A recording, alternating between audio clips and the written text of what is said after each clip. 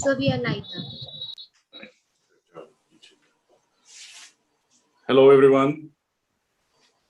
All my dear friends in my fraternity of architects, students, everyone in India, outside India, a very good evening to all of you, and good morning to the audience in the US and elsewhere. It gives us great pleasure to welcome Eric Owen Moss on this dialogue, Reads, Social Reads. We at the Council are striving to establish a very active and interactive dialogue amongst the doyens of our profession, where we all get enriched by their live interactions. And the effort at our end is to engage constantly in dialogue with people like Eric.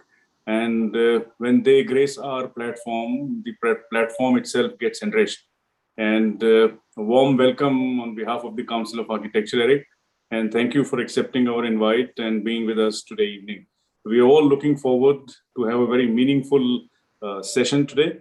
And we at the Council feel that the dialogue is a very important aspect of architectural learning. And we are in our own little way trying to establish that link between all of us so that we in the process enrich ourselves.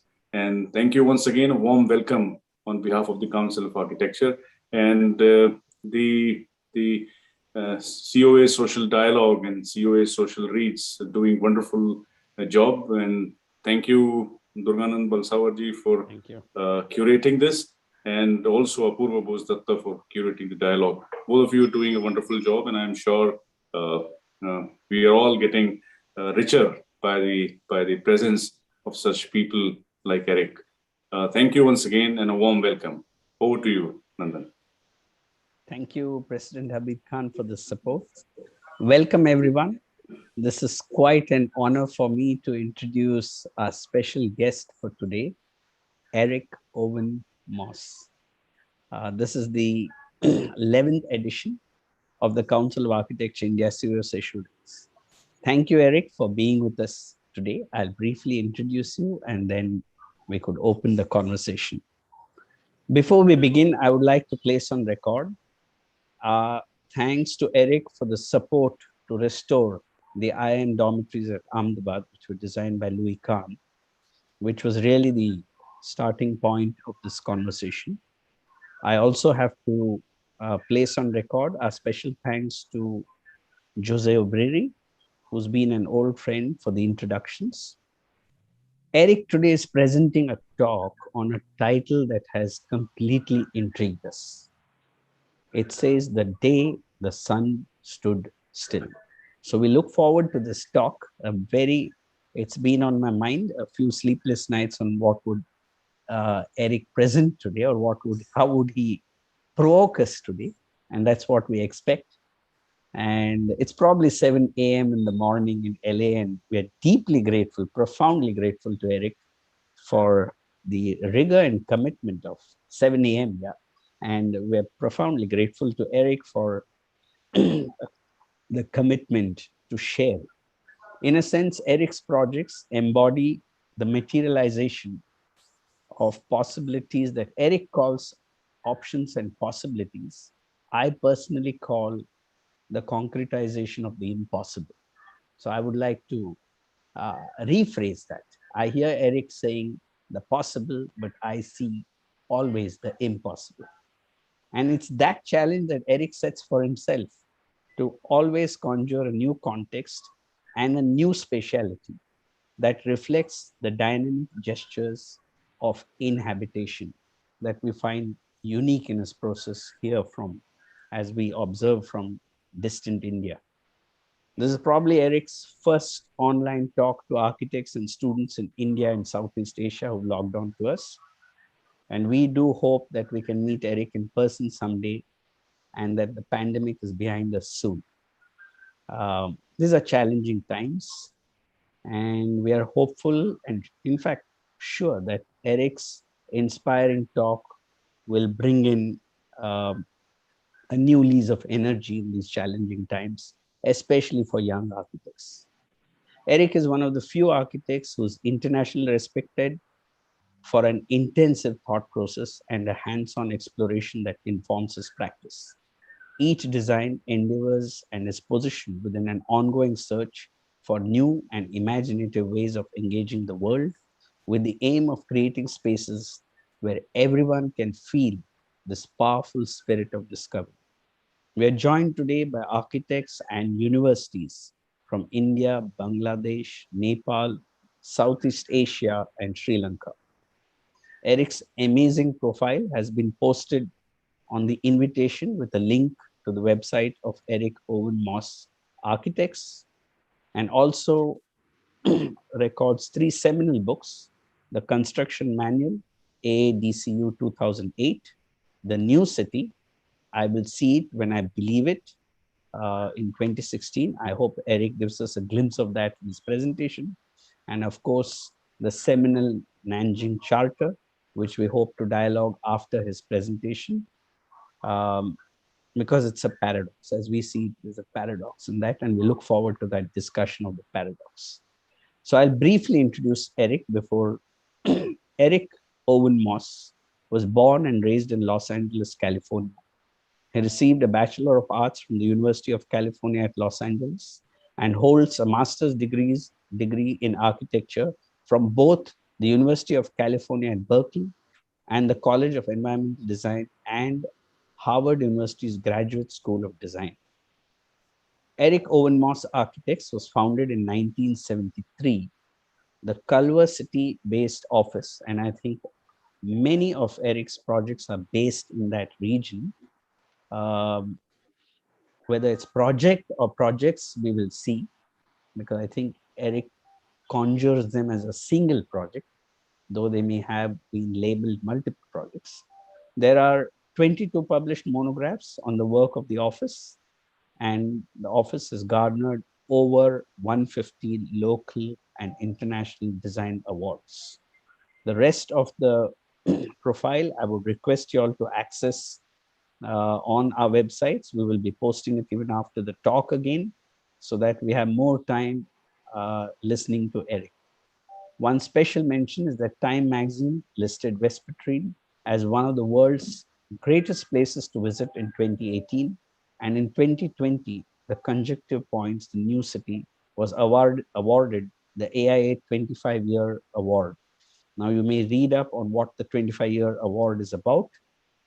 Moss has held teaching positions at major universities around the world, including Harvard, Yale, Columbia, University of Applied Arts in Vienna, and the Royal Academy in Copenhagen. I think Eric has a competition project also based in Vienna, and I hope we can get a glimpse of it at some time. He has been a long-time professor at SCI-Arc and served as its director from 2002 to 2015, and received the Most Admired Educator Award from the Design Futures Council in 2013. And so everyone, please join us in inviting Eric Owen Moss. Welcome, Eric. It's an honor to invite you to share your provocative thoughts today. And you are at liberty. This is not a formal platform. You're at liberty, and there's complete freedom in presenting the way you'd like. This is not, while the council supports our platform, the platform is really open for any boundary of discourse. Thank you, Eric. We invite you to present.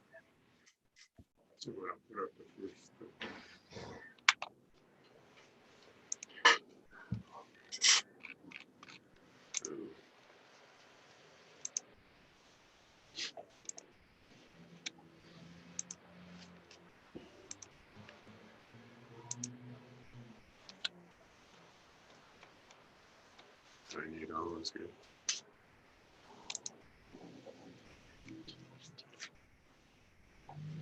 Good evening and good morning, I guess I should say. Thank you very much for the invitation.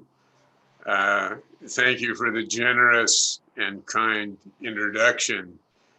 And I noted your reference to the day the sun stood still. Let me tell you where that comes from. It comes from a magazine article in the 1950s that I dug out at some point, and it was a tracing of a cultural event that was hypothesized as a point in time thousands of years ago when the sun, according to legend or myth or story or fantasy, that the sun actually literally physiologically stood in the same place in the sky.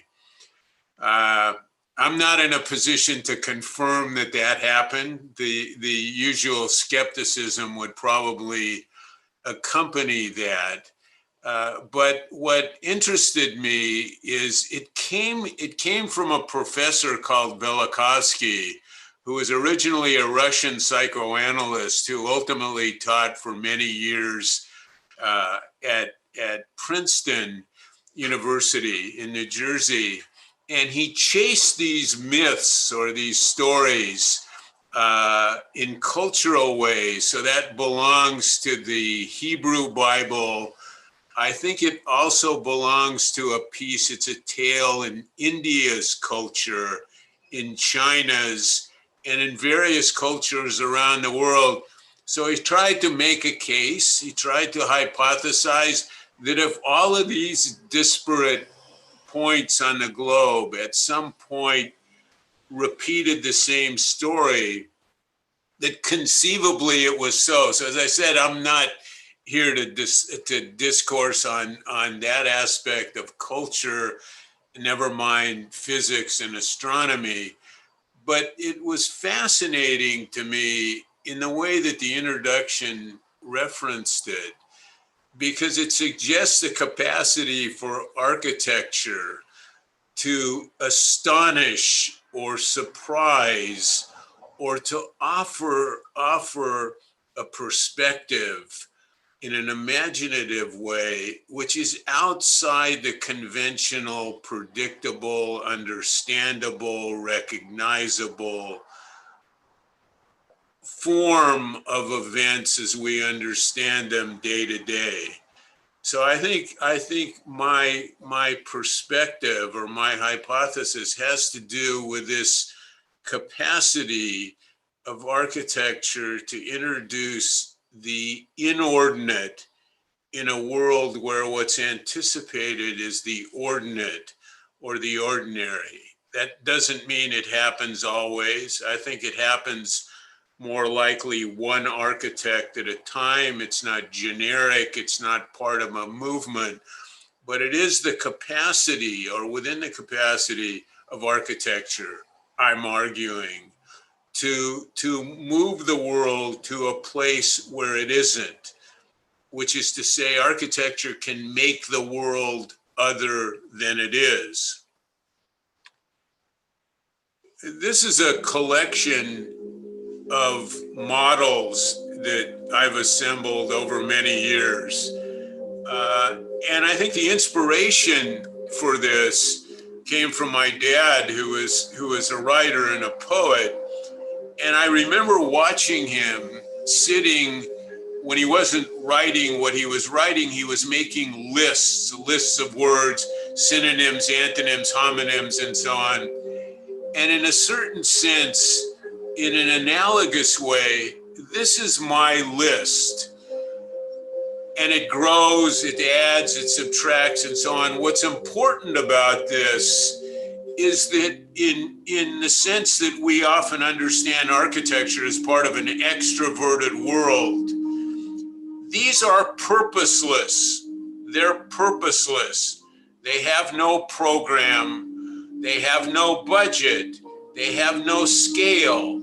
They have no site. They have no client. So if you debit all of those components from architecture, in my view, this is what's left. A kind of pure architecture, form, space, shape, material rendition. So this is my list.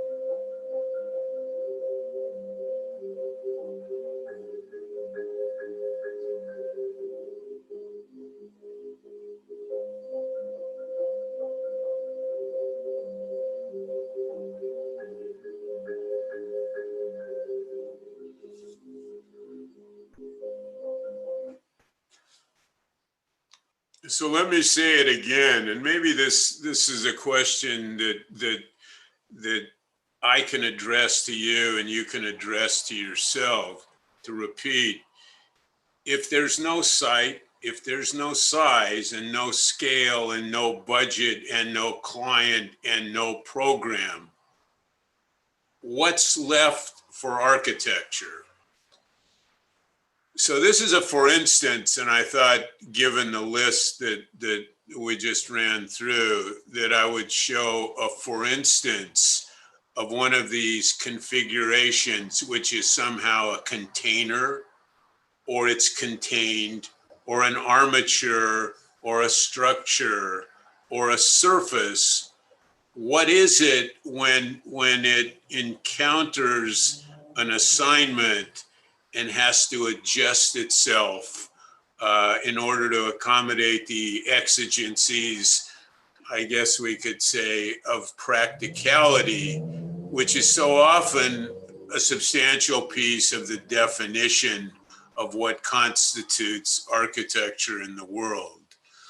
So this is for instance, a few years ago for the Austrians at the Venice Biennale, and that form. So we're essentially regurgitating this, which becomes this, which is now a structure or an armature in a pavilion that holds exhibitions of student work. And you can see now there's the introduction of a support, of a pipe, of a column, and what was a spiral becomes, for construction reasons, for technical reasons, a pipe which is crushed vertically, but remains a pipe as it turns to the horizontal. So again, it begins to take on the exigencies of need as we define them in the process of making an exhibit. This was a number of years ago, was not built, was an invited competition in Almaty in Kazakhstan. And you can see that constructed or structural piece becomes an armature. It's actually an armature for a public volume. This was a project, again, in Kazakhstan, housing and office and entertainment and retail and so on and so on.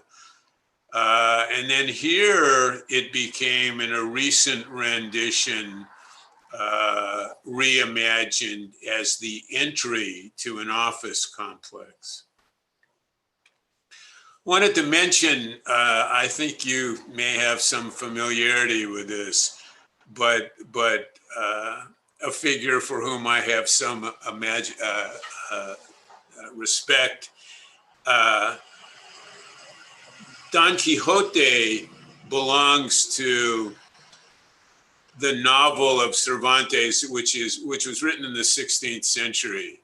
And I assume you know the story of the knight who tried to sustain a world of chivalry, a world of behavior and performance and manners according to a certain standard, which of course passed away and was out of date. But he alone made an attempt to sustain it, to encourage it, and to live his life that way, and appeared in many cases to be a fool or foolish. And his vantage point was offset by the norm or the regular guy or the standard character or the conventional world. And he was the squire of Don Quixote. His name was Sancho Panza. So in this famous event, they're riding across the plains in Spain and they see some windmills. And Sancho and Don Quixote says to Sancho, "Those are monsters, they're giants." And Sancho says, "What are you talking about? They're windmills, they're just windmills." So Don Quixote charges and attacks the giants or the windmills, whatever they are, and is tossed around by the windmills and so on. And the question for anyone who reads that story, and it's a question for us in this conversation, is who was right? who was correct. Were they giants? Were they windmills? Does he understand something that very few people do? Or is he simply a misfit? And that may have to do with the possibilities of the discourse in architecture. What's germane, what's pertinent, what's current, what's timely, as opposed to a perspective that we may bring, which is a more introverted perspective and has to do with one's own ideas, notions, conceptions of the obligations of architecture, notwithstanding the admonitions of the world that were really just charging at windmills.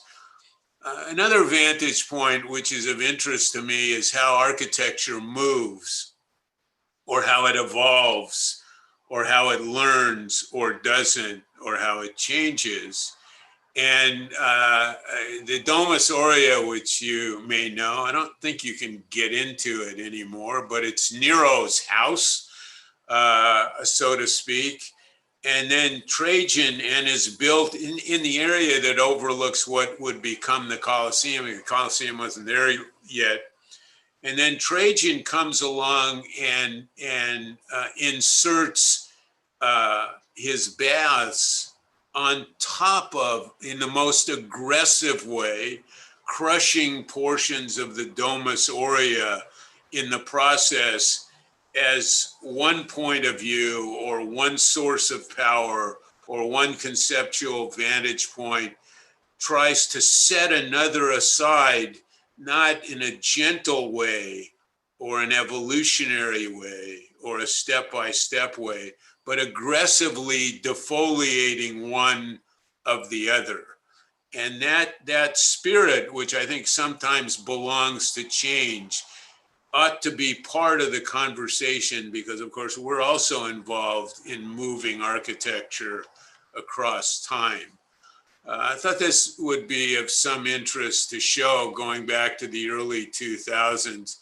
We were invited to do a competition in St. Petersburg for the Mariinsky Ballet, which you might also know as the Kirov, which a client was actually Putin at an early stage in his career.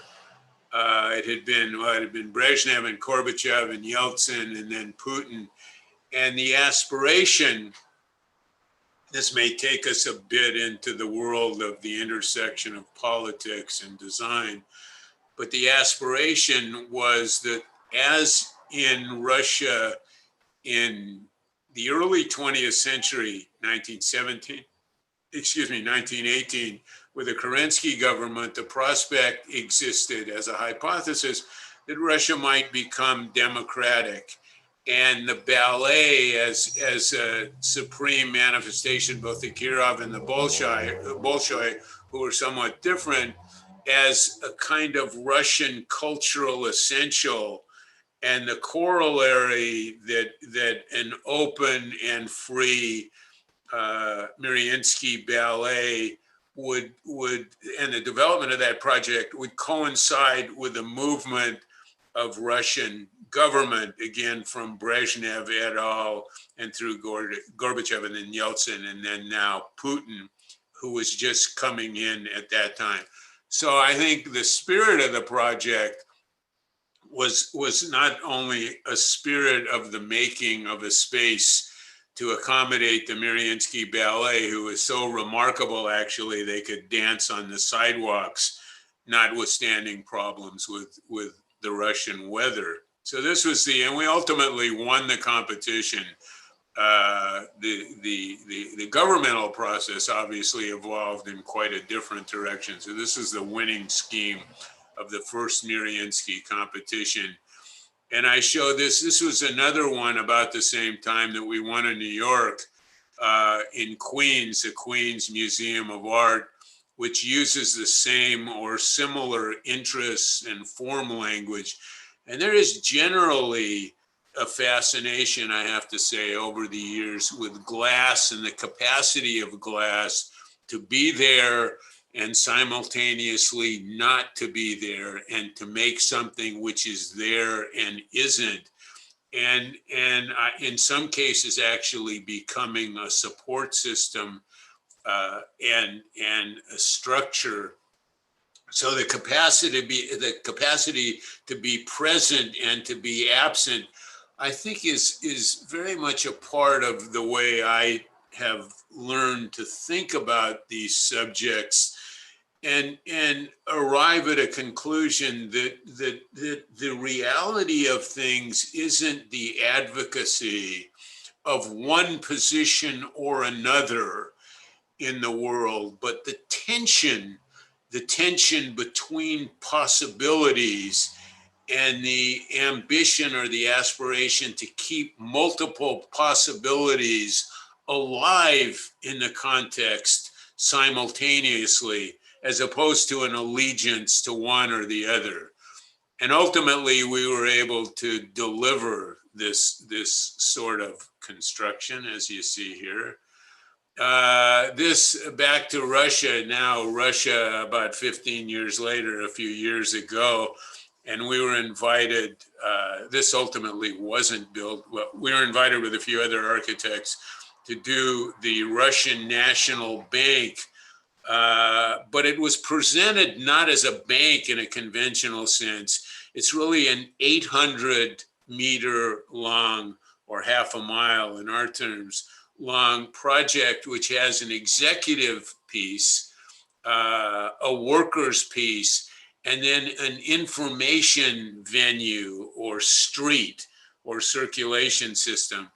And I think the goal on the Russian side was to make a kind of open, information available, multiple vantage points in terms of the conception, the interrelationship of information and change, and of course, capital and money. Whether that's a good fit intellectually in the Russian environment probably remains a question. So this was that project presented a few years ago. The towers, this is the executive wing. This on the perimeter was the workers zone. And then this is a kind of information highway, analog Silicon Valley, not so much as image, but as content.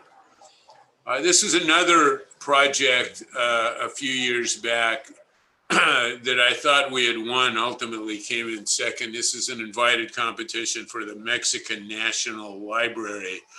And it raised an interesting question. I won't go into this in a lot of detail, but it comes to be more of a question as the interrelationship of international voices in architecture in juxtaposition with local or national trends or interests or currents, and how it's possible, if it is, to conceive an amalgamation which belongs to a general set of ideas which might be applicable in any number of places, and a particular set of ideas that very much would be localized. And the reason I mention this, I don't have images of that, and it takes us off on a tangent. But for instance, Teotihuacan, the work of the Aztecs, the work of the Mayans, which is quite fascinating, what's called in this part of the world pre-Columbian architecture, and deals very much with the sun and the position of the sun and the role of the sun in the sky in a kind of spiritual way as well as an astronomical way. So there were a series of courts in the project. In here, these courts, 1, 2, 3, 4, and they change shape and they're seasonal.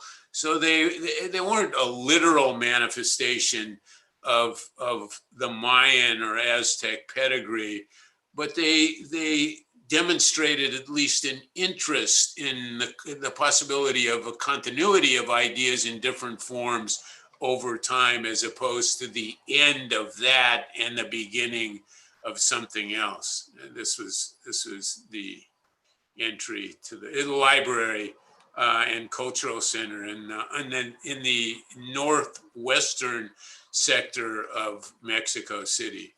This is a more current project, Southwest China. Again, a conceptual diagram preceded the making of the project. It's an event center which adjoins a hotel, so it has lecture space and exhibition space and so on. And it's a chronology conceptually. Maybe you read this in the sketch from the outside, which has certain external manifestations in terms of moving people in and out and up and down. And as one moves from the outside to the inside, one moves through various conceptual zones that change form and obligations, moving again from inside to outside and outside to inside.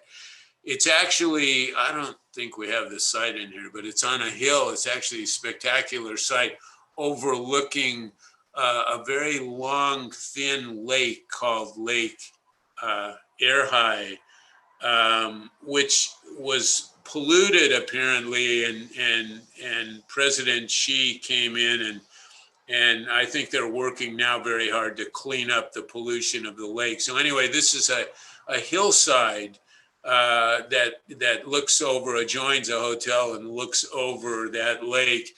And you can see the working of the ground, which I think is consistently part of what we do here. In other words, on what surface do you begin? Or in fact, are you given a surface which is the beginning, or do you initiate the beginning? In this case, we did by carving up the site in various ways. And there's an amphitheater there, which exists as a part of an entrance under the building. And then there's an exhibition area. You can see in the upper right, there actually is a raised portion of the site, and there's parking and so on. And then this is the sequence. That's a lecture hall, and this is the project from the outside.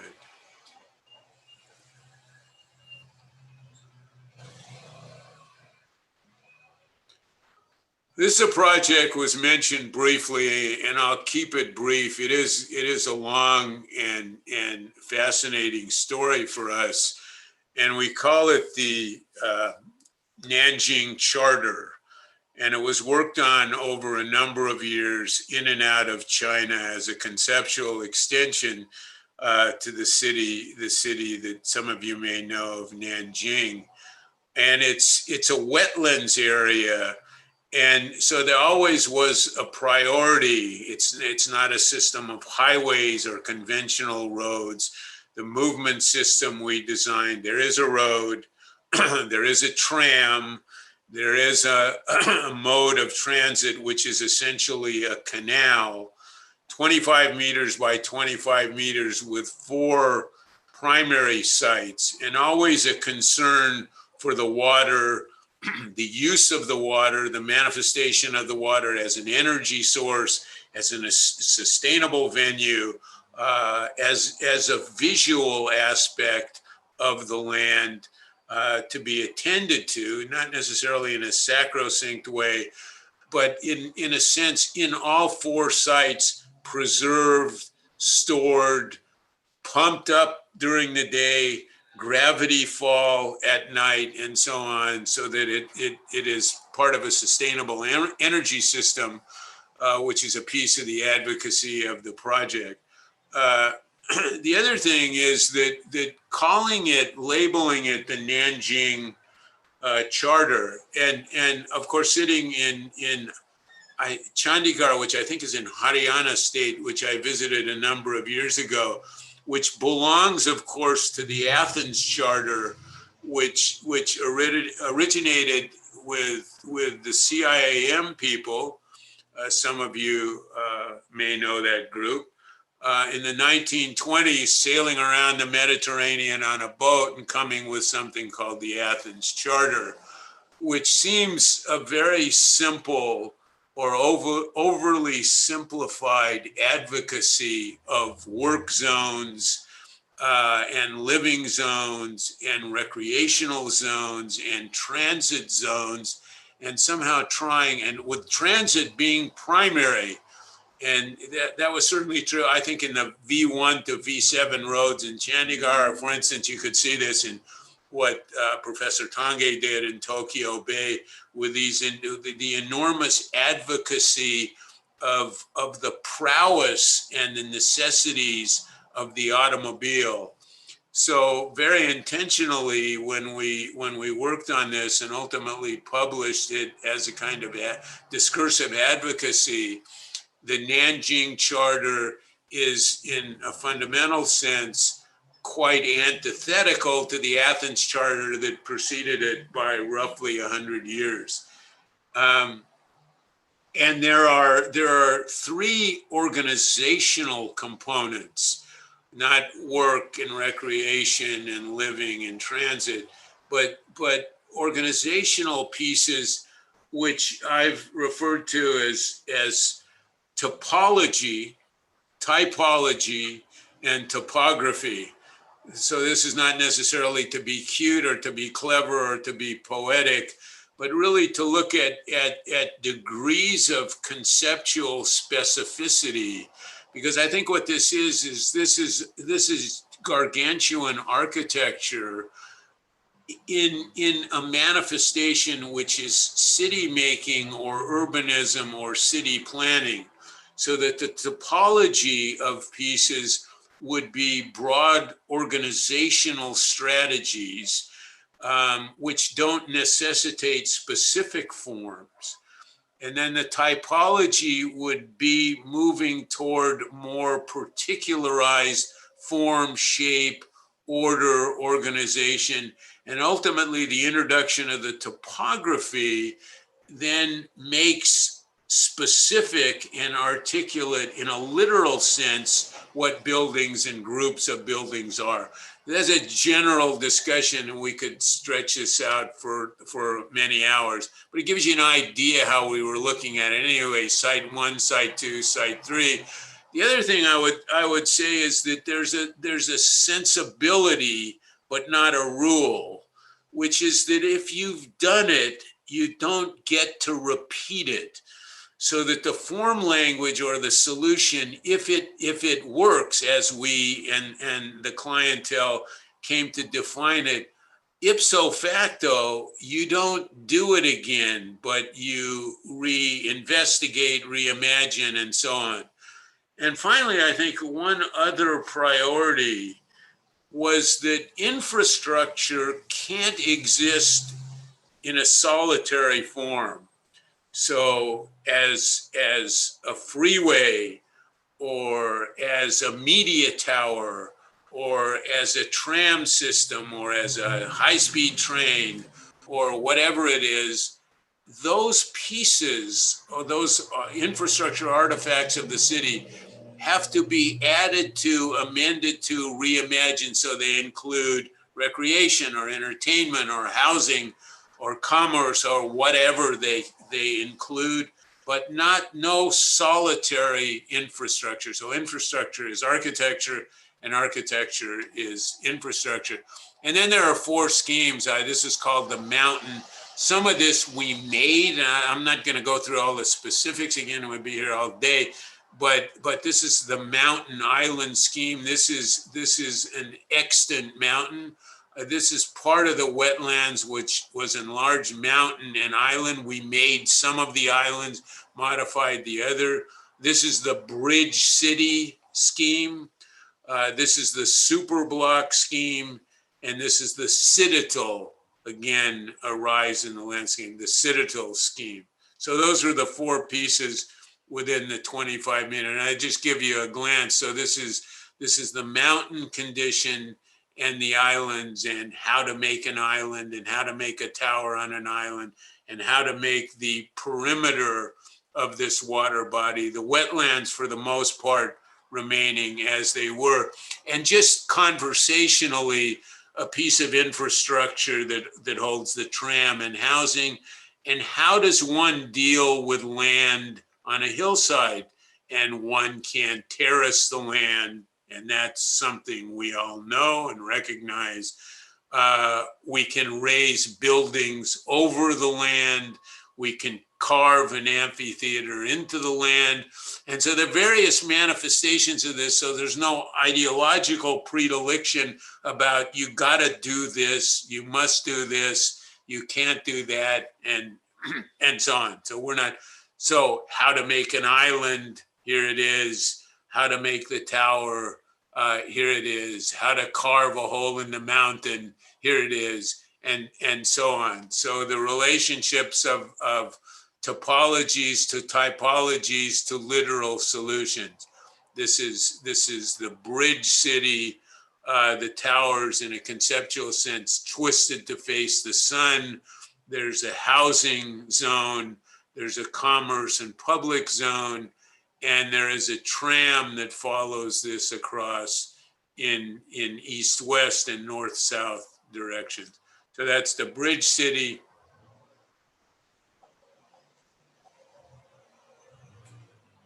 And again, so how a piece of infrastructure becomes housing and public space, as illustrated here, and then back to here again, the raft system, so that there is a floating condition out in the lake, and so on. And then the super block city with various densities, kind of amalgamation of types, moving from a dense zone with landscape, but also transit, into a less dense zone, and then into what is almost an agrarian zone with disparate towers and so on, the super block zone. And then the Citadel, which is in large part a university, and we could trace the water which is collected here and then pumped electronically up during the day and stored here, and then is let fall during the evening by gravity in order to produce hydroelectric energy. So this is the Citadel.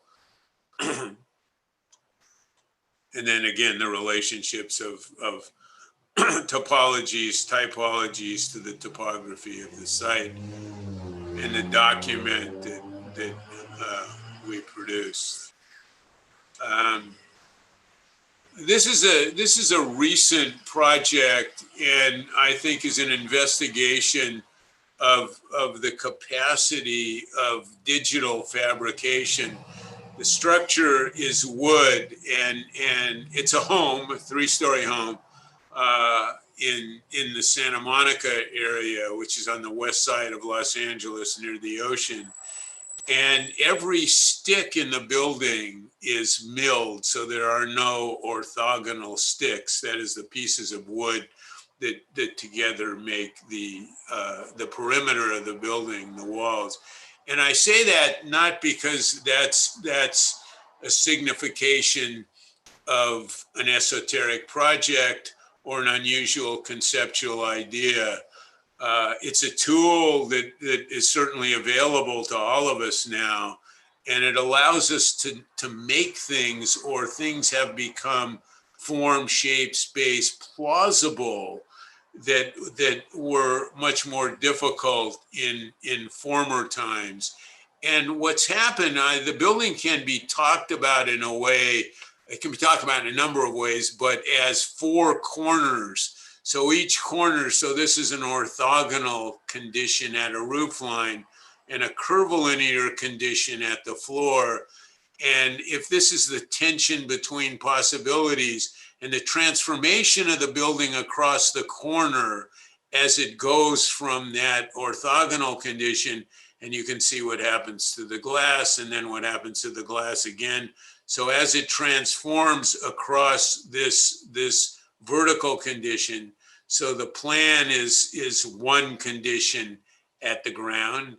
It's an entirely different condition at the roof line, and the shape of the building, with the assistance of the milling process, transforms from that condition at grade to that condition in the sky.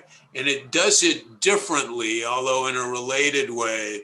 So this corner is different than this corner is different than this. We had to stick a couple of cars in here somebody's planning obligation, which then accounts for this, which became internally a theater. This is in worm's eye, the shape of the building on the ground and the shape of the building in the sky. And then you can see how the corners were made, digitally milled, moving toward the right angle, moving toward the curve, the corner, a building made of 4 corners.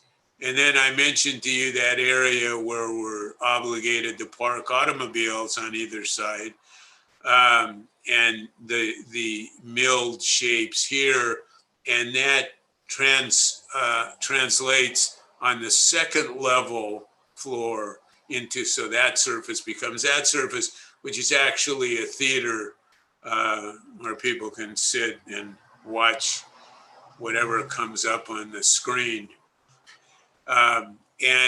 This again at a further date, the surface of the building is actually a rubberized material that's sprayed on.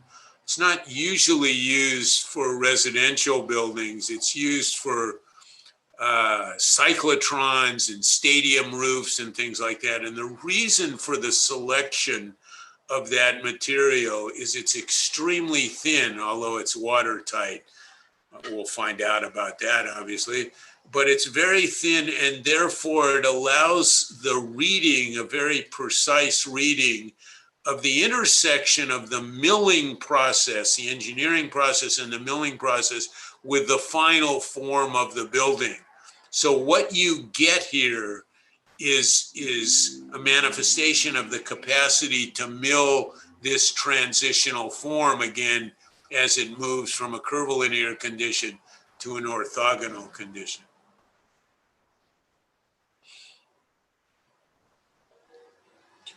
So this is a project was mentioned briefly in the introduction, has gone off and on for probably 25 years.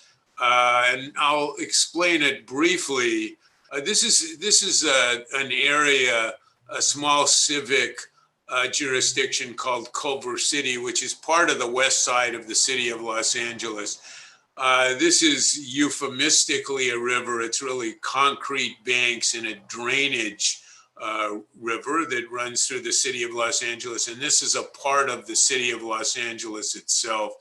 The reason that if you drove through here, you wouldn't make that distinction that this belongs to one civic jurisdiction and this belongs to another, but the zoning or the what is allowable in terms of scale and height and density and all of that, those kinds of things is very different in the city of Los Angeles than it is in the city of Culver City.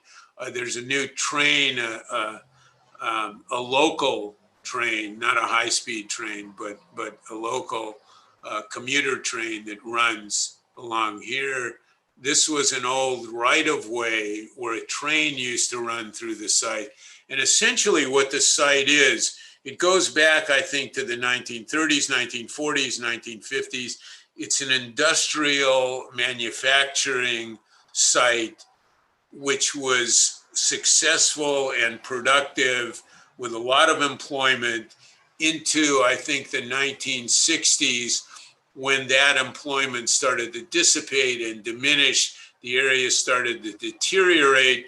There wasn't much available as a conceptual alternative, and the workers and the employment and the production in that area moved in various places that we all recognize, and moved to areas in Southeast Asia, to China, to Mexico, and to Vietnam a little bit later, and so on. So the area essentially became an abandoned industrial zone, like many ex-manufacturing industrial areas in East and West, and waiting for an entirely different definition in order to reconstitute it and see what it might become next.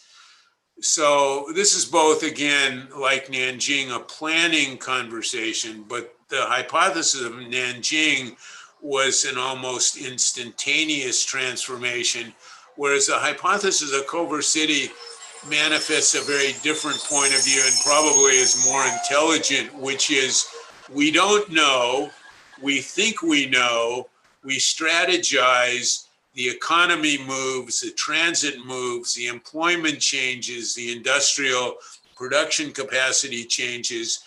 The venues that are plausible for commercial and office work change from high-rise towers to more informal use of warehouses.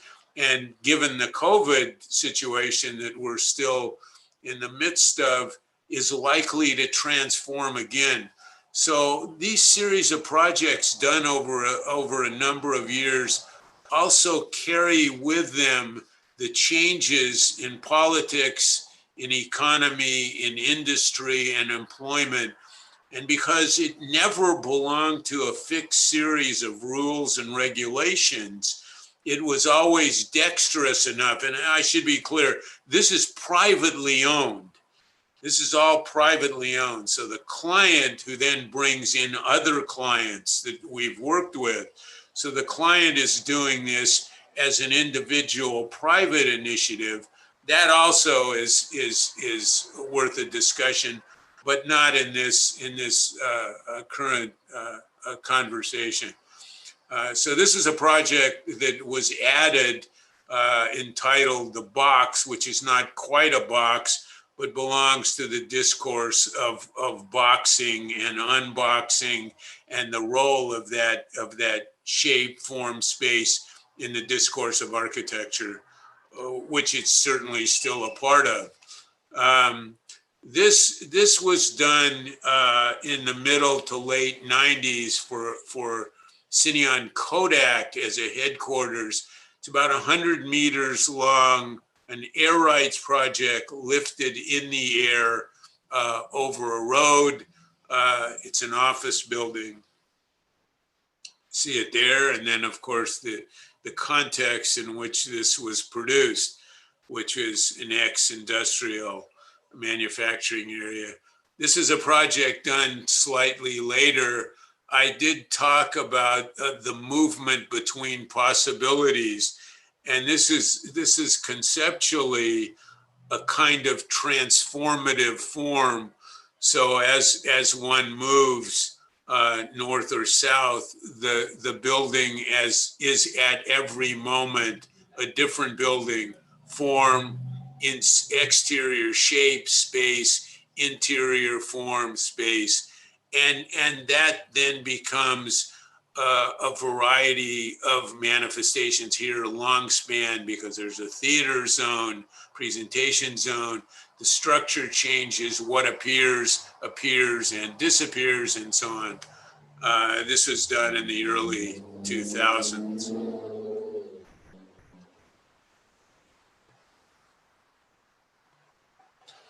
And then somewhat later, about 10 years later, as the commuter train line appeared just on the other side of this photo. So here you're looking north, here you're looking south. The train is running along out here, as I showed you in the model.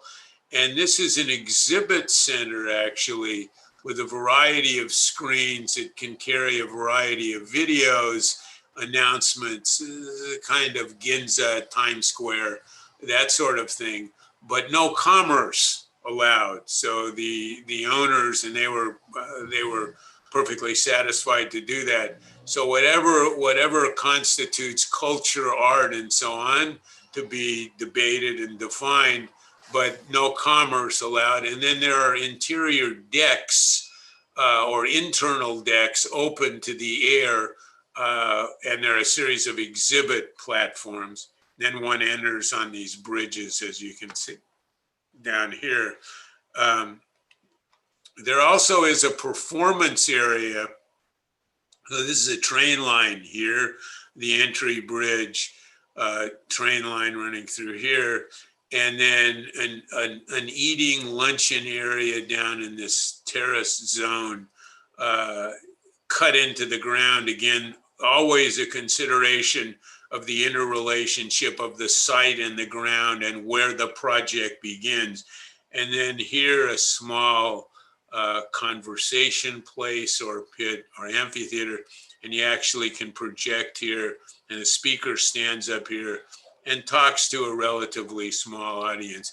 But in many cases, what you find here, I guess less so in the recent COVID times, is just people sitting out here in various levels talking and eating lunch. So a kind of Los Angeles version of the Spanish Steps, something like that. So this is the tower in the evening. This is another project in the area, a restaurant with one of these extremely well-known, notorious chefs, a guy by the name of Jordan Kahn. And this was the original from Eric's List model.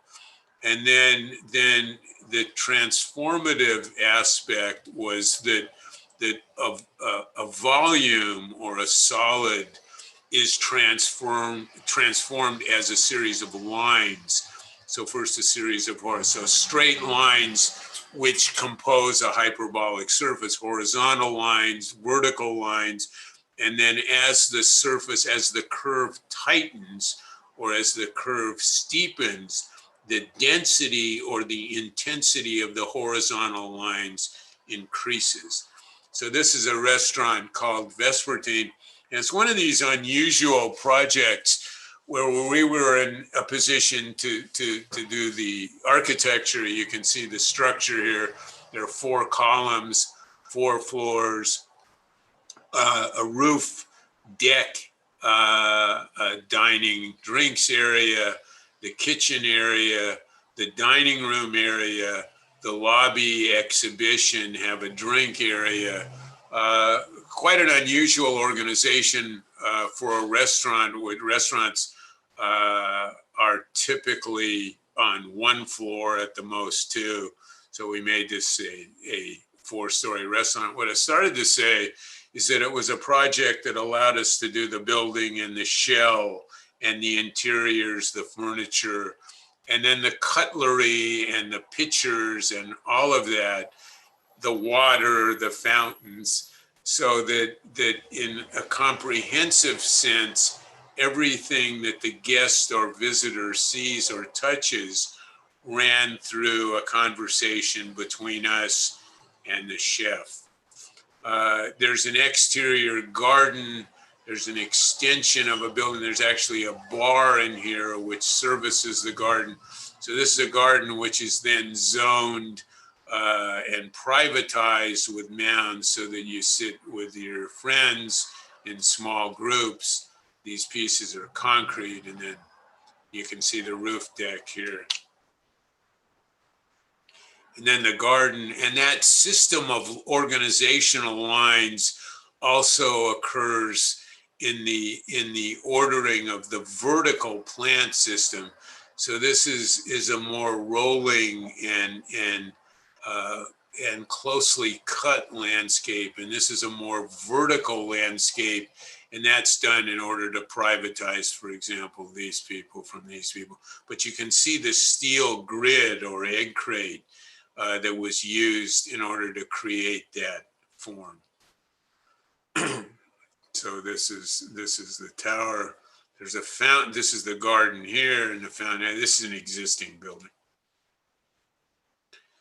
And then we did the tables and the seating area. You can see the column structure here. And then the garden. And then in the evening, and this is a fountain which sings to you or plays music to you. It's atonal music, however. So there are people who have critiqued it as somewhat abrasive, but it's 12-tone music scale, not conventional music. And the water moves up and down very gradually so that as you come in, it takes 3 hours to eat a meal, if you can manage that. But by the time you come in, go out, join the garden, and ultimately leave, the water is in a clearly different position when you arrived than when you leave.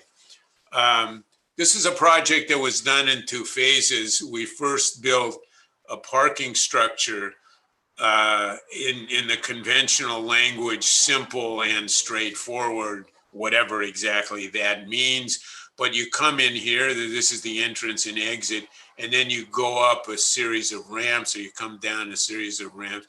So essentially a frame and a grid and ramps. And then that structure was extended vertically to support 2 stories of office building. This is more exterior space, conference seating, eating lunch, lounge, which hangs over the entrance. You can see exit and entry, and you can see the ramps, and this is steel and the fireproofing. And then the 2 stories of office space up above. It's an advertising agency. So here, the cantilever that hangs over and defines the entrance, fireproofing of the steel, which was just left that way. Again, the garage, and 2 stories of office on top. And this is the eastern elevation, the top level parking, and then an outdoor dining area, and then the enclosed office and conference areas and other areas which are open workspaces.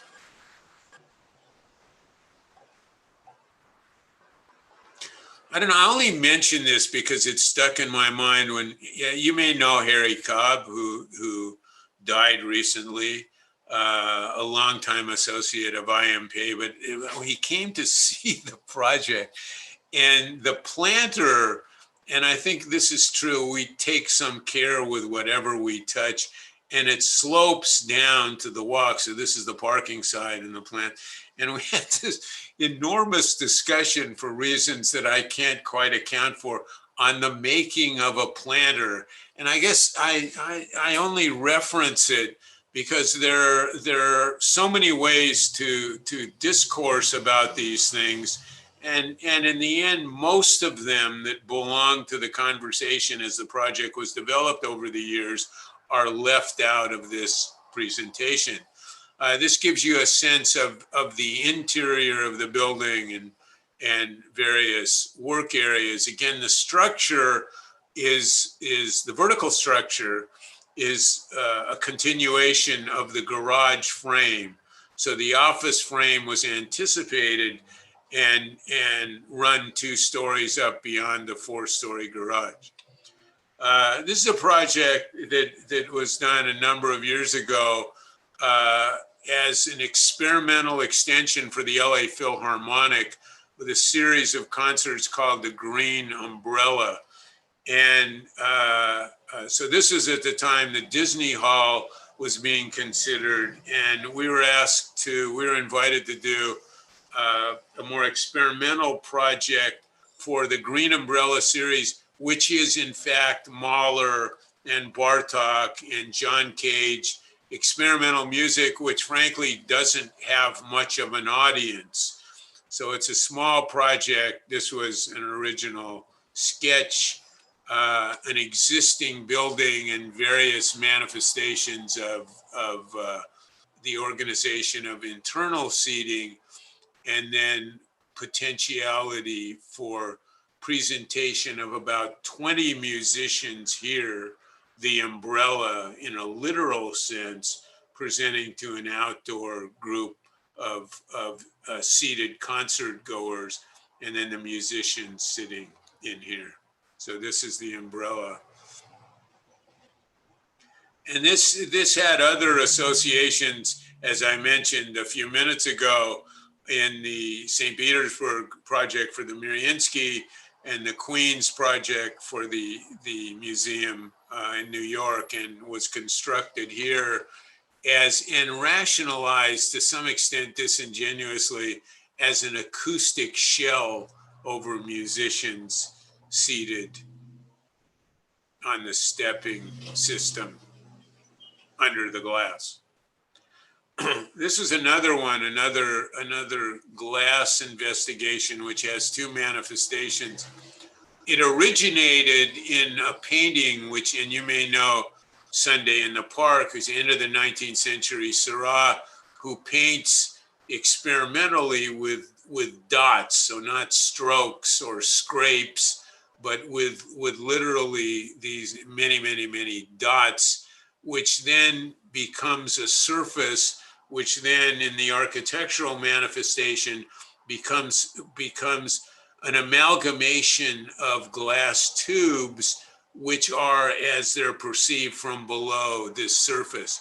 But this also has a structure. I mentioned this sort of irony of glass, that it's there and it isn't. And this, in a literal sense, had to do with glass tubes as vertical cords in a Varendale truss. So they're actually part of the load-bearing system. This was done again for the Smithsonian Institute, which we won or thought we won, and then they said it couldn't, whatever they said. I guess nobody is particularly interested in those stories, but this is the presentation we made to the Smithsonian Institute, which is a kind of museum art preservation institution in Washington, D.C., near the American Capitol. This was another use of the glass tubes. We called this the Long March. This was in Guangdong province. This is Zaha's museum, and we were in Opera House, and we were invited to present this in a competition, limited competition, as an art museum in Guangdong province. And we proposed the changing in the configuration of the land, and then the use of the glass tubes in a different manifestation, very different than the Smithsonian, as the famous Long March in the 1930s, which is a substantial part of the origins of contemporary history in China. So that was the Long March.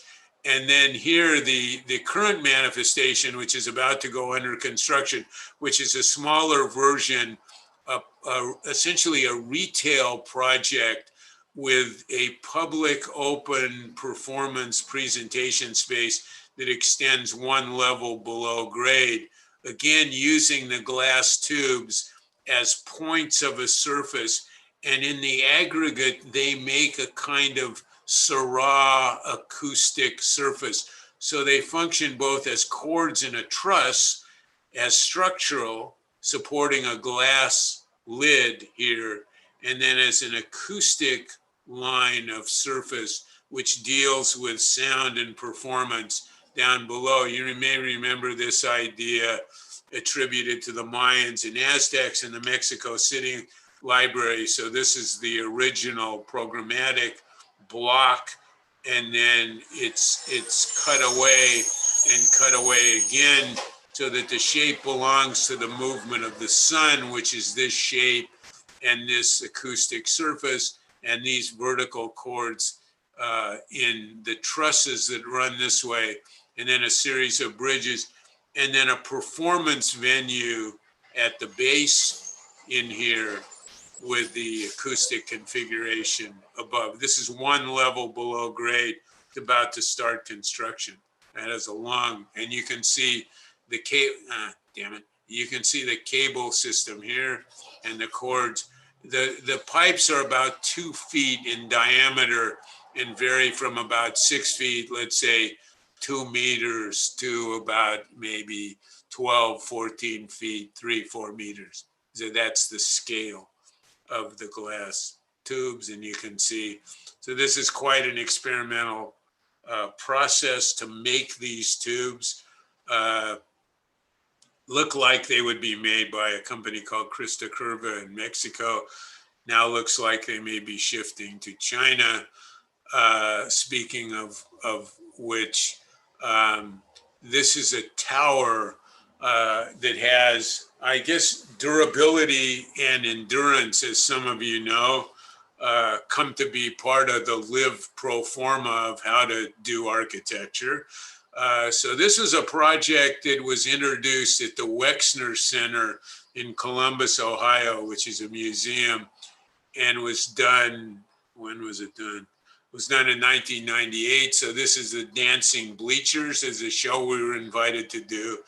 And then soon thereafter, in the late 90s, that conceptual strategy was reapplied to the design of two towers in Los Angeles. It became, in this manifestation, an exhibition, which is in the Flak Tower, which is owned by the MAC, Peter Nover et al. in Austria. And then ultimately what's called the Wrapper, which is a tower in the city of Los Angeles, now under construction after 20 years or so, in an area where there are a number of very large buildings proposed. So this was the original conceptual model. So there are no columns and beams in a conventional sense. And really, in order to explain this is a pattern, a concentric pattern that belonged to an association in my head anyway. The poem, William Butler Yeats's poem, The Center, and the center doesn't hold. And the question is now, as the pattern starts to fragment and to dissipate, as it goes from essentially a two-dimensional condition to a three-dimensional manifestation with all the exigencies of support and so on. And the question is, to some extent, is it this or is it this, or is it retraceable or recognizable to something which is circular and concentric and has a center? So that discourse in terms of the tension between an original pattern in two dimensions and ultimately a reconfiguration in three dimensions, and the tension between those possibilities, which are I think suggested but not necessarily literally legible in the final manifestation of the building. So this is what I referred to a few minutes ago as a kind of concretized river, which is called the Los Angeles River. And there's work being done now to tear down the concrete and to return it to something which is more conventionally recognizable as a river. This is the tower, this is the core. It's about 17 floors of new structure.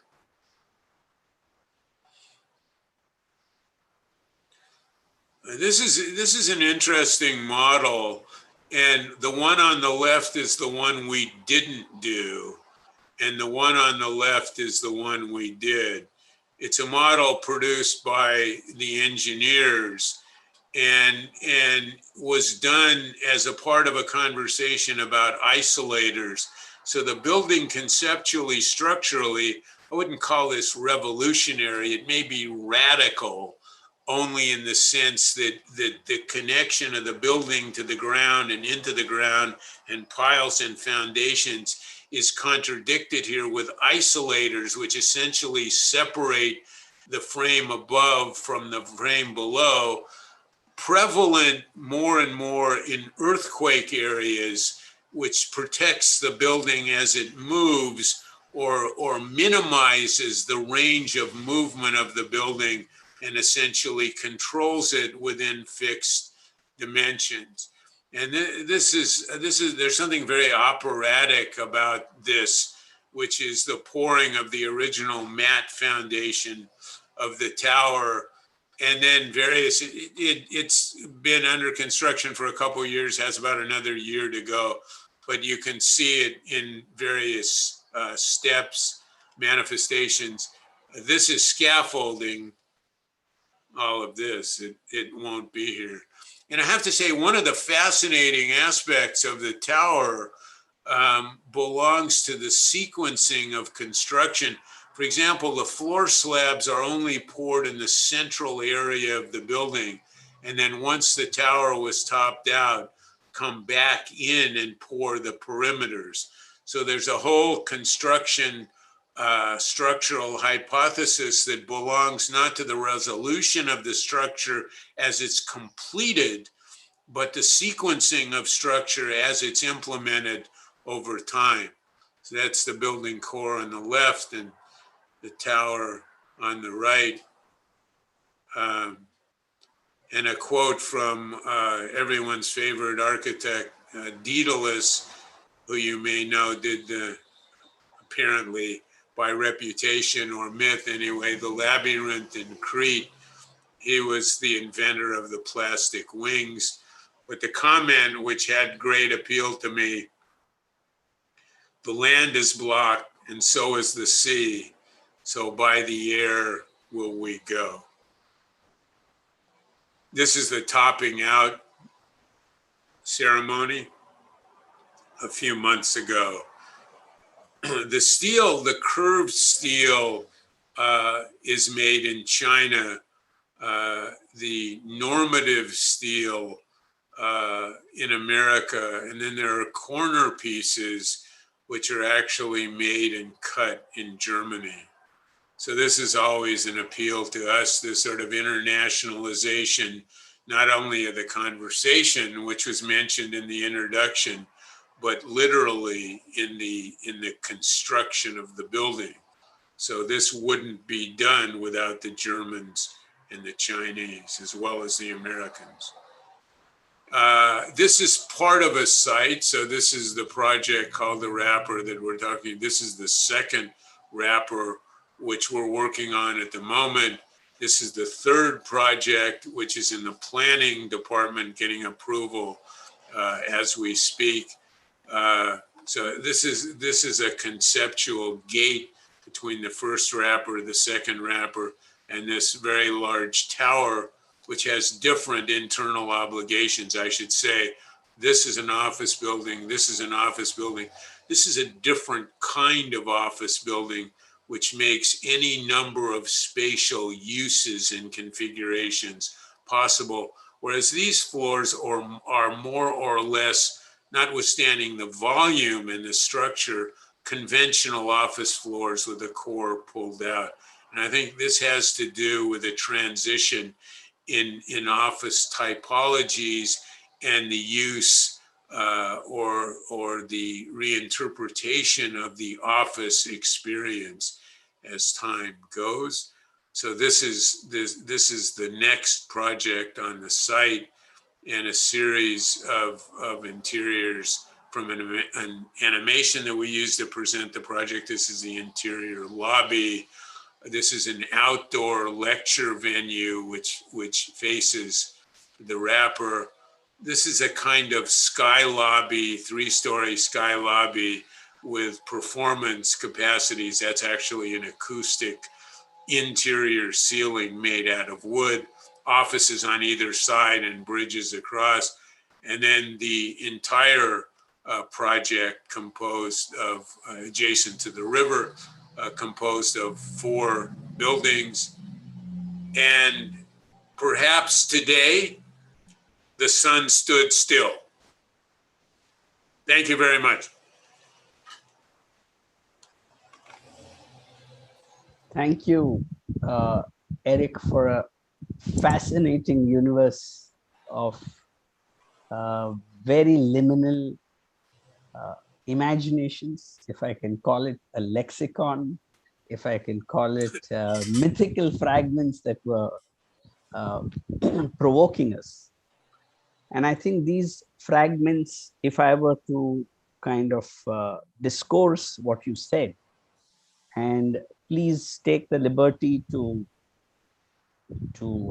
transmutate more whatever I'm saying, because I'm freely responding to a magnum opus that has just been presented to us. So if we look at, if we were looking at your lexicon, which you began, I think, with the first slide, a set of fragments. And the questions you raised were the dissolution or removal of the obligations of architecture. I think you began with the dissolution of those obligations, whether of program, whether of context, whether of site, whether of patron or client. And I think that dissolution, if we were to see, and that's the provocation that I would like you to enlighten us more on, is that it kind of condenses architecture to an ephemeral idea.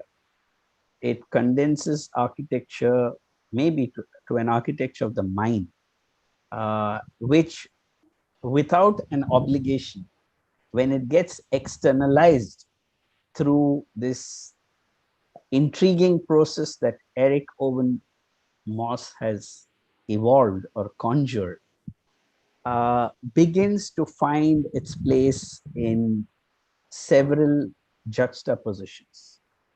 And so the same, I know that if I'm not mistaken, you had won a Louis Sullivan Award, and I said, what an irony that you win an award where form follows function. And Eric says there's no relationship of form and function, and that these fragments or these imaginations as an idea can really allow any kind of inhabitation of space. I agree it's not any kind. There are typologies of space that would in the end occupy these fragments. But I think in that we are curious to understand, and I think one of your earlier essays, and which was again a dilemmatic essay on what truth you would tell about these mythical fragments. Could you, and I would then later maybe problematize it further, but could you give us some hint, where do these fragments emerge from? Because you removed all the responsibilities of architecture and then brought it back in completely new confrontations in different contexts. But I wouldn't say this is a question. You say I removed all the responsibilities of architecture, but the conversation is, what are the responsibilities of architecture? That's really the subject. And I think what I was interested at least in proposing or as suggesting, and this is my vantage point, and others will have other vantage points, that the definition of life in the world has to do with dealing with the exigencies that the world hands you. So what I was saying was, if you took all of those away, and I listed them, whatever the hell I said. So you took the client away, and you took the program away, and you took the site away, and you took the budget away, or you took the country away. What's left? And what I'm arguing is that what's left is architecture's left. Absolutely. Absolutely. So that, and this is a debate, because obviously the interrelationship of various kinds of content of purpose. I mean, we're looking at a mountain in Nanjing and we're saying, look, you can cut into the land. In fact, in a sustainable sense, you can carve the hell out of the land, bury the building and hide it, and nobody will know. And it actually does the greatest damage possible, or changes the most in the surface of the land. You can raise a building over the land, which touches the land least, but visually is the strongest and clearest manifestation of the presence of people and building. And there are various adjustments between those two extremes. And I'm interested in all of those. I wouldn't say that my argument would be allegiance to one. Don't carve the land. Don't raise the building over the land and make it an event. So obviously those exigencies of sight, for instance, in this case, or topography are ultimately critical to making what we make. On the other hand, there are, I think, for me, issues of what I would call the poetry or the music of architecture in a competitional sense, a compositional sense, or an imaginative sense, and how things are put together, conjoined in a disjunctive way, how you do those things. And one of the manifestations of that that's fascinating to me is you can take before you say you need 50 pieces, like we're looking at a wall behind me here. So with a lot of pictures of kids and junk and all of that.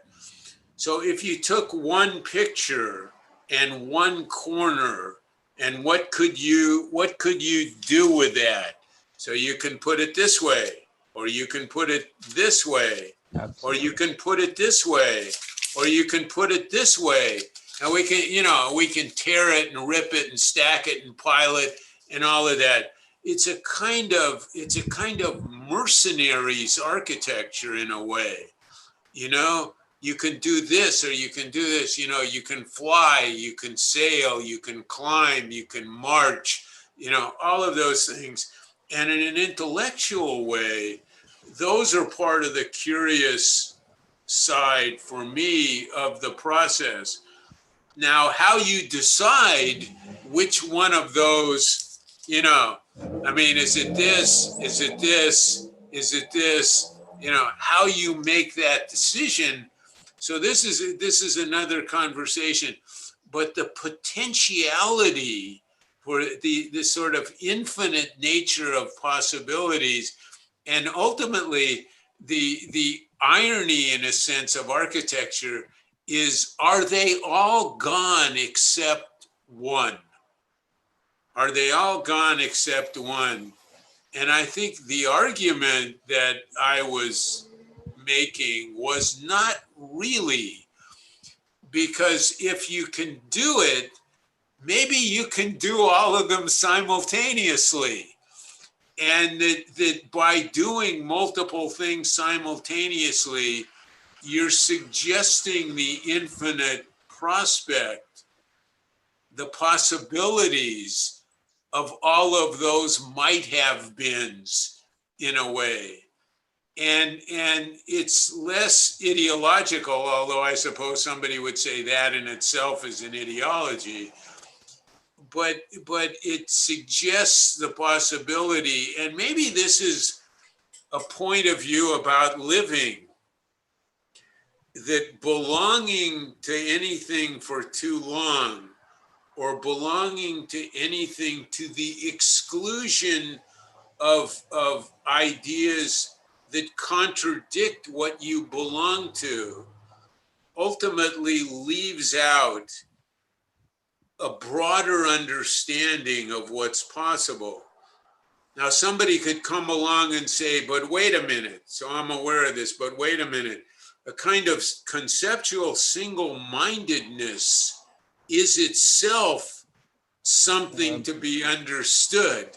So this is we're not going to solve this thing, but I'm aware, and I think I'm always aware, that whatever I say, and however aggressively I say it and build it, that there are other ways to see. So that's in there somewhere. That's the way I would explain it. Sure, fascinating.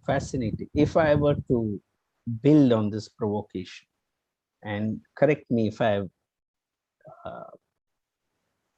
Eric Moss is saying that there can be an architecture, but when I see your work, I don't see building at all.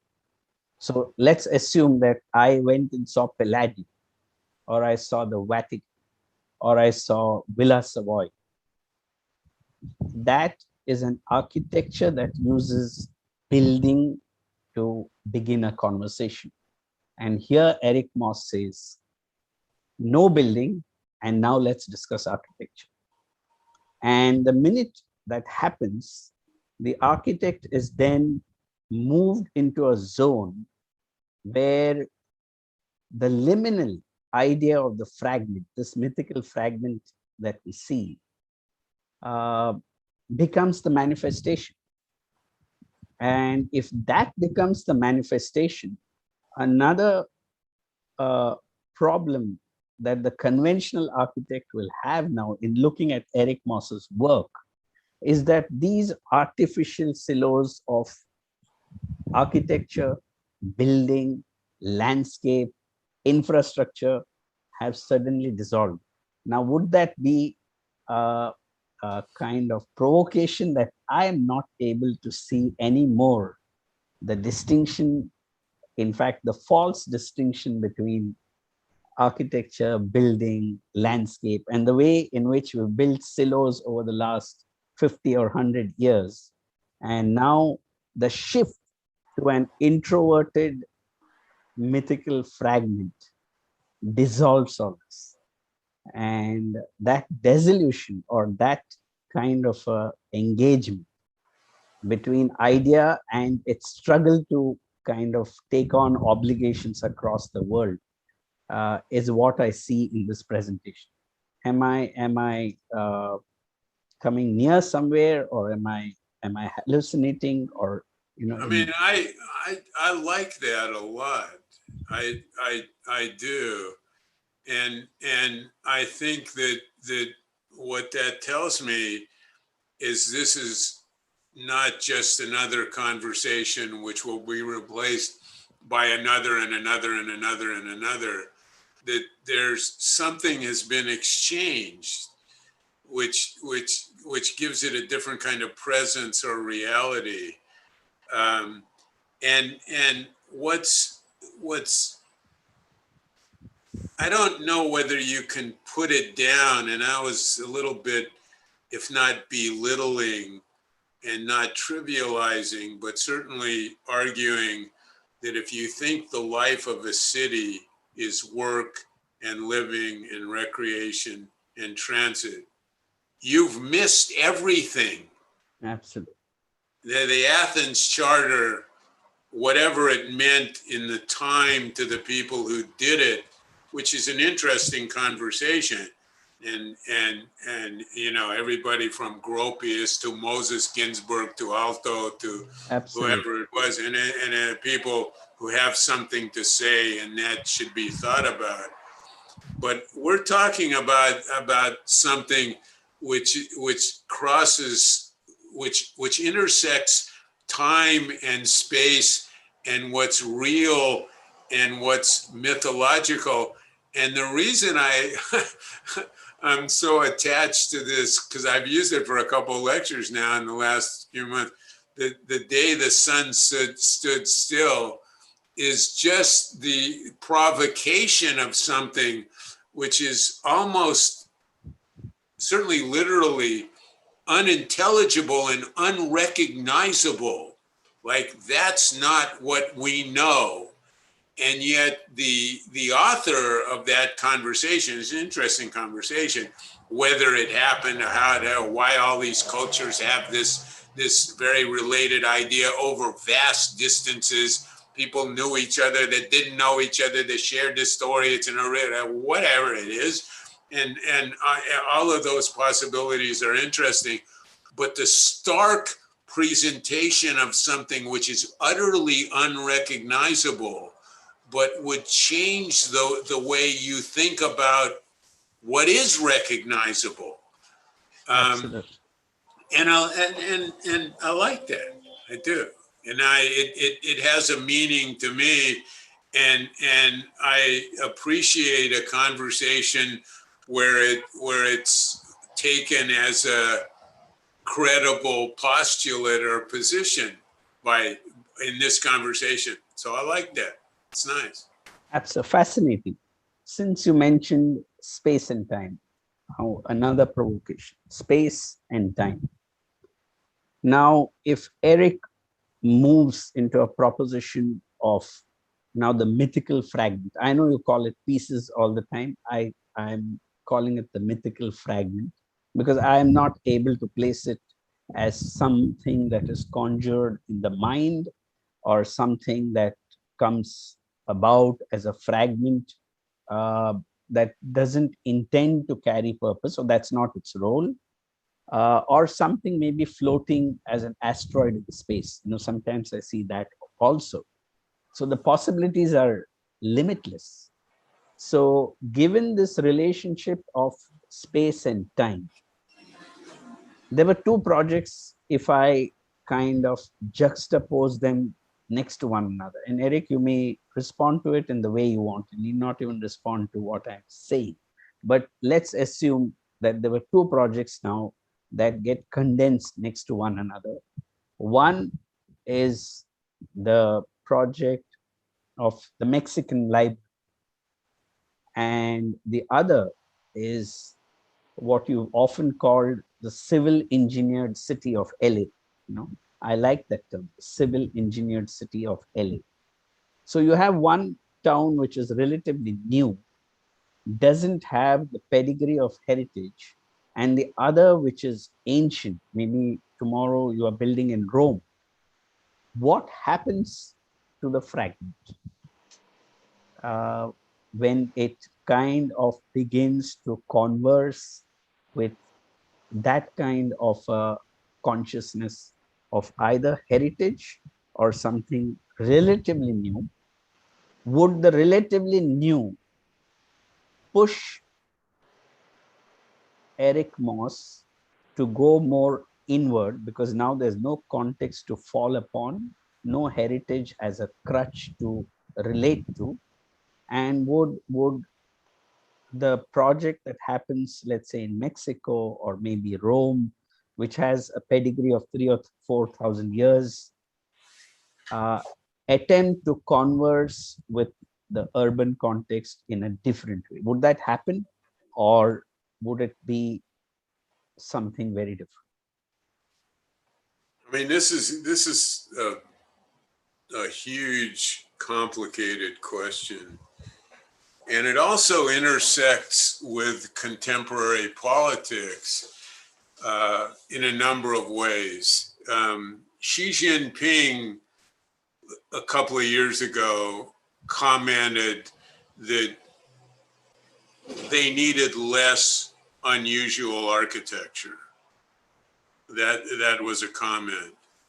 The American president, the previous one, I can't remember his name, but the American president, the previous one, advocated turning federal architecture back to neoclassical work. Oh. That was an argument, actually, in America.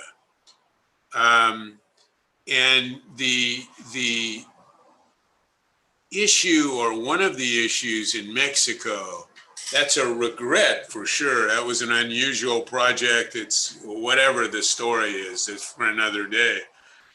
But there was an interest, if you've been to Mexico, maybe you have, to some of these ruins, the Teotihuacan, which is a colossal city by any standard in any culture. Yours, whatever came out of the Greeks or the Romans, whatever has come out culturally from the Ajanta caves to the Roman Forum, they're remarkable buildings and by cultures that we don't really understand. And this also fascinates me. It's like looking at Stonehenge, and somebody takes a computer model and says, this is what they were trying to do. And I never quite believed that. I always felt like it's in the conversations of some interest, but we're imposing, it's astronomy. This is the solstice. This is pretty easy. I don't know whether all of that fits our model or quantifies for us. And And there is a conversation about the continuity of history and human affairs and how things are passed along, ideas are passed along over time. And architecture can do that. And in many ways is although depending on what lasts and what doesn't and in what form, but architecture has that capacity. Maybe the subtlest buildings and the most fragile buildings disappear, like some playwright whose work is at the bottom of the Aegean Sea or something. But it's of interest on my end to try to understand what aspects of history are shared and passed along. So one is the durability of things that were done. I don't know, Angkor Wat or something. And Angkor Wat is I don't know, maybe the biggest religious, but it's not a religious building as far as I know, as it's understood. It's a political and religious building, as if that subject is one subject, which is already an interesting premise. At least in the Western world, that wouldn't be the premise at the moment, although who knows. So the continuity of form and shape and space and material is also the continuity in some cases of ideas. And when we were looking at those sun courts in Mexico City and the role of the sun and the role of the sun as a god historically, and sailing across the sky and getting loose and burning the Apollo and his chariot and whatever it is. And so the continuity of form and space is sometimes the continuity of myth and politics. And that's how you do that or what you include, you know. If this is a tradition in Japan, and Kikutake makes a prefab apartment building and does that. That's not so much what I'm interested in, although I understand the necessity and the sort of literal recognizability of that. I think it's a subject for us. And in Mexico City, it was this seasonal courtyard. And without getting into a long, probably boring as hell anthropological discussion about the meaning of, you're in Los Angeles, you don't know whether the hell it's spring or winter. I mean, literally. So, I mean, those conversations in a more primitive, the word primitive is in quotes, but in a more primitive culture, where seasonal changes are recognizable in terms of what a life can do or endure. And so to associate that with issues of reading and study and play and so on in these courtyards seem to have some continuity. Maybe that's just in my head. Maybe nobody would pick it up. You like the courtyard, you go out and play, you read a book or whatever you do. And so it's part of the conversation. It might be shared with the client. It might be part of a building exegesis. And it might just go on without that explanation. I remember years ago when I was in school going to the Boston City Hall, which was new at the time. And when you walked in, there was a tape of Coleman and McKinnell, and they explained to you, oh, concrete is the new Boston.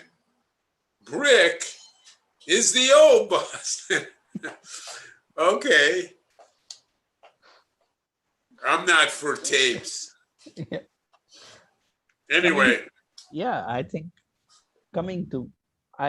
this will be a transitional question again on the lexicon before we get to the urban. And then the next one would be the apocalypse. You know, the title will come to the title in the end.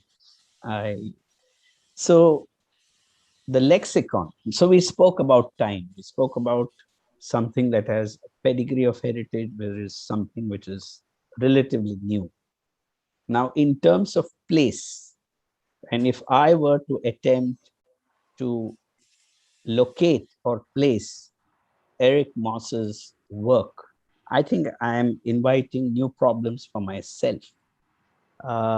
Because would it be appropriate to say that the process of working, because a project now is almost has that impregnable aspect where you cannot say where it began or where can it end. So if a project moves into that kind of a zone where it's very beginning or where it ends is always in question, or which part was added later is in question, would it then be that this is one large project beginning from the lexicon? So the project in Kazakhstan with the spring, where the spring then suddenly, so it's not always one inhabits the fragment, but what surprised me was there was a fragment, but sometimes the fragment could float, and sometimes the fragment would say that it's going to deal with seismic or earthquake energies. Or so what began to happen is the iteration of the fabric or iteration of these mythical fragments uh, connect across the planet to a single project. Uh, is that provocation enough for, or I don't see a difference between I'm not sure. Kazakhstan. I'm not sure what you mean, and I think the word fragment um, itself has connotations, and I don't know if anybody is listening to this or whether we're losing your constituency or whether Okay. that matters to you. I do think that or to me, the idea of fragment seems to suggest something which is disconnected from a whole, that it's in pieces or piecemeal. And somehow, what I'm trying to understand is how fragments aren't fragments, which sounds a little like double talk, and I don't mean it that way. That fragments, as if we're making a puzzle, but it's not a completed puzzle. And so, but we're making a puzzle nevertheless, or we have a puzzle, whether we're making it or not, and we're putting the pieces together, and the aspiration is ultimately they would fit, but we don't know whether they'll fit or how they'll fit, but ultimately they will fit, and the fragment won't be a fragment. So that's a goal. And what I would say is in the tower, so this William Butler Yeats argument about something like concentric circles, which is very simple, which starts to break down as it's distributed, because it has other responsibilities. And as it breaks down and starts to move in 3 dimensions, the question is, so this is a manifestation of the conversation we're having. Is it any longer, because it has an origin, it has a theoretical origin. So theoretically, that origin continues to exist. It exists as an idea or as a sketch or a drawing from which this originated. And that's preceded by a poem that was written in the 1930s that was speculating on whether in a societal sense or in a historic sense that components can hold together, or whether they ultimately collapse and a catastrophe comes along. So somehow between a kind of coherence and on one side and a kind of unrecognizability is a tension between those two possibilities, which holds that both of them have a plausible realizability. And we're in between. And we're moving one way or the other, but the sense is you never quite get to one or the other, which may not be literally true. But you can suggest the possibilities of both. And that's what I'm interested in that tower, in a spatial way.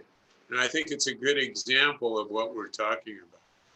I think I'm going to have to excuse myself. I have a meeting at 9 my time. Could we just close with the 2 minutes of the last question on when the sun stood still? I thought we'd just close with that. It's just a minute. And there's a latent hidden apocalypse there. But the apocalyptic situation seems to suggest a new beginning. And is it attempting to say that at what may appear dystopia, there is a new opening and there is a new space for another kind of beginning? Yes. You could read it that way. I'm not so sure that I would have put it that way, but I think that's to my ear very good and very clear. It suggests something which doesn't belong to what I call the ordinate or the ordinary. It suggests an exception that we don't recognize and are likely to deny. And in a literal sense, if you look at the scientific literature that surrounded that conversation, there's a hell of a lot of negativity. Like, no way in hell that ever happened. You know, nice story, nice myth, nice, these guys didn't get it, but it didn't happen. But could it happen or did it happen wasn't so much my issue, is that it suggested something. There's an expression in the realm of possibility. So that's an English expression. So this was a suggestion of the opportunity, which is what you said, outside the realm of possibility, which, if it happens, changes the meaning of what's possible, which is what you said. So there's another way to see and think and understand, which happens when the sun stands still. Thank you. That was the point. Thank you, Eric, for that fascinating sharing. And I think it's somewhere prophetic that it happens, this idea of renewal happens in a week, which we are aware is your birthday this week. So I think it's a very prophetic moment that you chose to talk to India in this week, you know, when we are again renewing.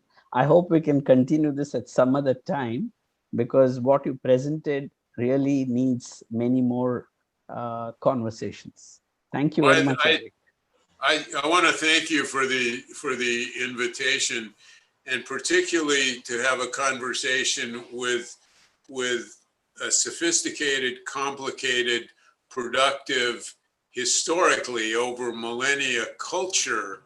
And that conversation between East and West is an important one, and it's an honor and a privilege to talk with your group, and hopefully when we start flying around again a little more out of the country, I look forward to seeing you and talking to you people again.